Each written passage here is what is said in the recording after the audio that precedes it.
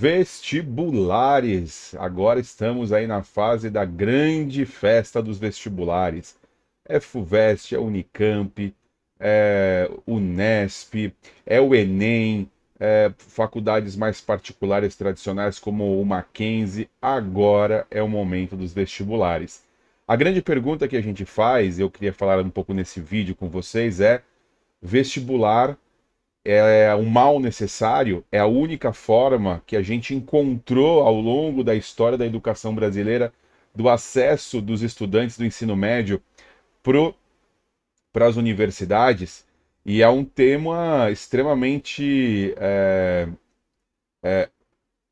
urgente de ser discutido, um tema que ela atinge diretamente o que a gente chama de base curricular nacional e os currículos desenvolvidos nas nossas escolas do ensino básico.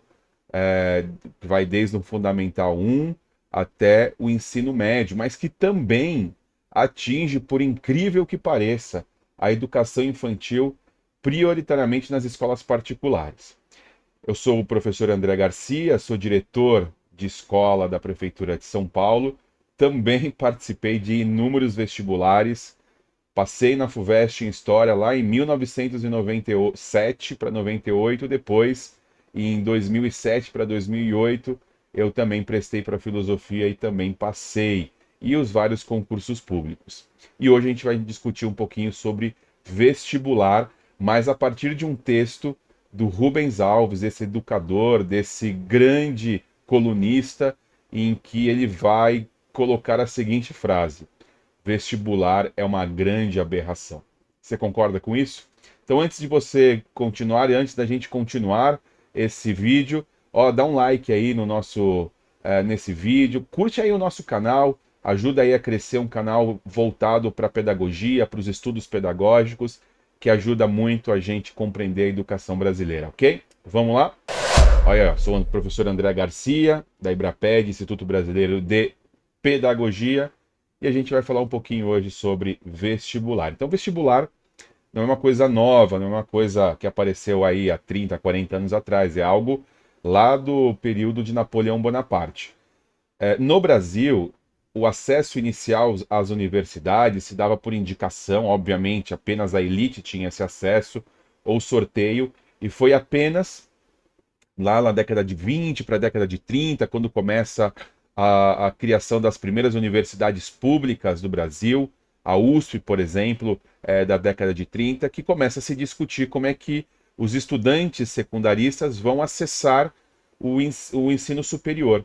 E cria-se a ideia de uma prova que vai classificar, e os melhores classificados vão acessar o, o vestibular, vão acessar o ensino médio. Nada mais do que o mérito de cada um, tá certo? Essa ideia da questão da meritocracia. A grande questão, e aí agora entra as falas de Rubens Alves e a crítica de Rubens Alves a esse modelo do vestibular, é porque não é apenas a questão de acessa à universidade por meio de uma prova, mas como essa prova, esse vestibular, ele vai influenciar e impactar diretamente na criação e na elaboração dos currículos escolares. É essa grande crítica de Rubens Alves. Como ele vai impactar nas metodologias, na forma como a escola compreende o processo de desenvolvimento do conhecimento aos estudantes, tornando os estudantes grandes concorrentes entre si. E desde, pasmem, ó, porque eu acompanho, eu tenho um filho de 12 anos, eu acompanho a cada passo dele, desde a educação infantil, agora já no ensino fundamental 2, que desde o primeiro ano, no processo de alfabetização, vamos fazer simulados com testes, porque assim ele já vai se acostumando com o modelo de vestibular. E agora no Fundamental 2 está difundido, simulados a cada momento. Todas as provas, elas são provas com teste e a gente vê, obviamente, um olhar de estamos preparando o estudante, o aluno para o vestibular. E aí o Rubens Alves é um crítico ferrenho desse processo de acesso a educação. Ele escreveu um texto, vou até colocar aí para vocês. Ele escreveu um texto sobre, vou até aumentar um pouquinho aqui, ó, a utopia do fim do vestibular. Então ele vai propor uma ideia de vamos pensar no mundo aqui no Brasil de que não houvesse não houvesse mais vestibulares para acessar. Eu tenho certeza que agora você deve estar pensando assim, tá, e aí, como é que a gente vai fazer? Então, a ideia aqui do Rubens Alves é qualquer modelo, e ele, quando era pró-reitor lá da Unicamp, ele fala isso, ele diz que ele reuniu vários professores, e óbvio que todos os modelos ali levantados, propostos, são modelos injustos, porque não dá acesso a aos estudantes. Até que um professor, de forma irônica, falou assim, vamos fazer sorteio. E ele pensou, olha, óbvio que vai eliminar o sorteio, não é totalmente justo, mas pelo menos elimina o que ele chama de aberração, que são os cursinhos, e todo esse modelo mecânico que ele fala, esse processo mecânico de memorização, que ele mata a curiosidade e o prazer das crianças em estudar.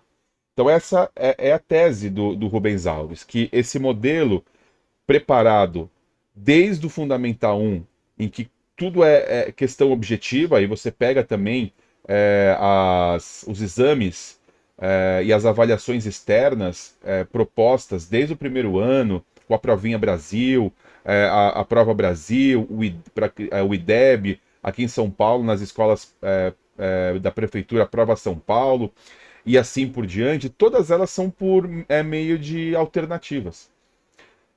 Obviamente, tudo isso pautado no modelo do vestibular. E ele acha que o vestibular é uma aberração porque ele desumaniza os estudantes, transforma eles em, ele diz, competidores e não mais aprendizes. E aí o Rubens Alves é claro, segundo o Rubens Alves, educar deveria ser um ato de amor, inspiração e não de medo e opressão. É o que a gente observa com o modelo do vestibular. E ele acredita que o foco em resultados quantitativos distorce o verdadeiro sentido da educação. Formar pessoas criativas, críticas e capazes de sonhar. E aí ele propõe, nesse texto lindo, depois eu vou colocar aí na descrição para vocês analisarem e a gente debater um pouquinho, ele vai falar o seguinte, olha, ele vai propor a seguinte utopia. Não me lembro direito, mas é mais ou menos assim um versinho de Mário Quintana escreveu sobre as utopias. Utopias, dirão, são impossíveis, mas isso não é razão para não tê-las. Que tristes seriam as noites sem a luz mágica das estrelas. Na noite escura da estupidez dos vestibulares, sugiro o momento. Brinquemos sob a luz mágica de uma estrela. Imaginemos que os vestibulares fossem substituídos por sorteio. Quais seriam as consequências? E a partir daí, o Rubens Alves ele começa a brincar sobre essa utopia de um mundo sem vestibulares, né? Que para ele criaria vários impactos. Claro, ele está imaginando, né? Ele está imaginando. Então, impacto número 1, haveria sorteio, e aí esse sorteio, obviamente, não leva em conta a condição social, se esse estudante ele veio da escola privada, se ele veio da escola pública, se esse estudante tem condições ou não tem condições. O fato é que ele diz que um dos impactos seria o seguinte, conforme os sorteios fossem acontecendo, estudantes ou alunos mais pobres que teriam acesso à universidade e estudantes mais ricos que normalmente têm acesso por melhores condições estruturais e materiais, eles seriam colocados à parte. Então os ricos, eles começariam a observar que esse modelo não é o modelo adequado, então eles criariam boas universidades para que seus filhos pudessem acessar, e deixaria a universidade pública para as pessoas mais pobres, mais em condição vulnerável. Então essa seria a primeira questão. E ele teria uma proposta. A proposta seria o seguinte: chegava no ensino médio, faria-se uma prova não classificatória, mas uma prova em que seria averiguado se o estudante teria condição mínima ou não de acessar uma universidade. Teria que ter uma condição mínima. E ali colocaria aprovado ou reprovado, independente das condições sociais. Mas a gente bem sabe que a grande maioria dos aprovados seriam ou seria estudantes com estrutura social, econômica, que teve um ensino privado de qualidade à disposição. Mas ele falaria isso e aí sortearia. Sortearia quem estaria preparado, aprovado, sortearia entre essas pessoas. Então são propostas que ele traz em que ele tem um objetivo inicial. Não é só o acesso, mas a maneira pela qual o vestibular ele vai impactar na vida dos estudantes, tornando uma educação muito chata, muito de memória, muito conteudista, aquela educação que o Paulo Freire fala sobre a educação bancária, da passividade do aluno e tira aquilo que é mais lindo no processo educacional, que é a curiosidade, que é o protagonismo do aluno, é o aluno, como diz Jacques Delors, buscando o conhecimento por si, aprender a aprender, aprender a conviver, aprender a ser, buscar no conhecimento algo prazeroso para a vida dele. O Rubens Alves, ele traz uma metáfora que é fundamental para a gente entender o pensamento dele sobre o processo educacional, que é a metáfora da educação como se fosse um jardim de flores, um jardim florido, como se os professores fossem jardineiros que iriam cultivar nos estudantes a curiosidade, a imaginação. Para ele, em vez de preparar as escolas, ao invés de preparar para os exames, ela deveria preparar para a vida, ajudando cada estudante a descobrir seu potencial, o seu protagonismo da história, o seu protagonismo em busca do conhecimento. E ele crava a seguinte frase: os professores deveriam plantar sonhos e não ensinar para provas. Para provas. Por isso que ele fala que a gente está tão imerso nessa cultura de prova, nessa cultura de uma avaliação somativa, classificatória, que parece que é muito, muito, muito, muito difícil pensar em algo além disso, algo diferente disso. E aí vem toda essa cultura da meritocracia, toda essa cultura do mérito, e aí a gente perde essa questão da educação de ensinar para a vida, de a educação que deve cultivar para sonhos, a educação que deve cultivar para utopias e não para ensinar para um exame. E aí ele propõe nesse texto essa alternativa. Ele vai falar sobre alguns exemplos internacionais que utilizam entrevistas, trabalhos práticos, critérios mais flexíveis. E isso faz com que a gente precise analisar. Ele vai falar do Enem, e ele vai dizer também que o Enem ela vai no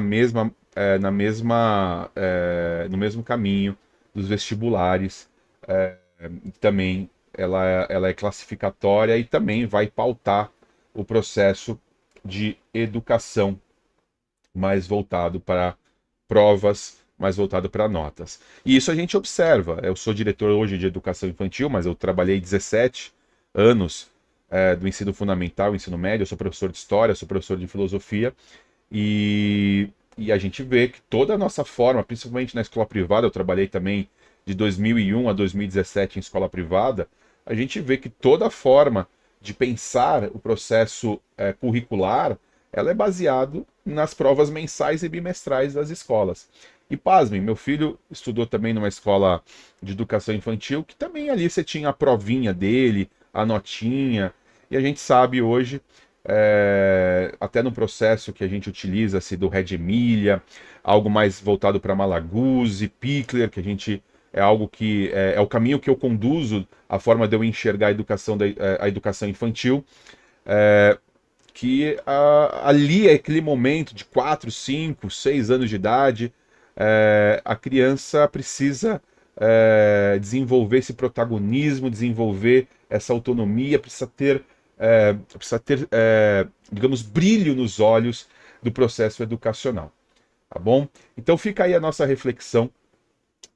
É óbvio que não é fácil a gente pensar num modelo novo para acesso, principalmente quando ainda o acesso à educação pública de qualidade, estou falando de USP, Unicamp, Unesp, as universidades federais, ainda tem grande predominância de quem vem da elite brasileira, que tem acesso às melhores escolas, que focam nesse processo desde o início para o vestibular. Ao mesmo tempo, a gente pega famílias mais estruturadas do ponto de vista educacional, pais já formados, irmãos mais velhos já em acesso à educação. Isso a gente observa claramente que vai excluindo a população mais vulnerável do acesso às universidades. Primeiro, de uma educação não de qualidade, na educação básica, e depois esse modelo de um acesso mais classificatório. As bolsas de estudo, as cotas, é uma tentativa de minimizar todo esse processo, ok? Então, fica a reflexão. Eu vou deixar o texto aí, o link para vocês lerem esse texto. Vou deixar algumas bibliografias legais aí na descrição para vocês terem acesso. Te aguardo no próximo vídeo para a gente falar um pouquinho sobre a educação brasileira, a educação enquanto um processo fundamental na vida de todo ser humano, tá bom? Um grande abraço a todos, te vejo no próximo vídeo.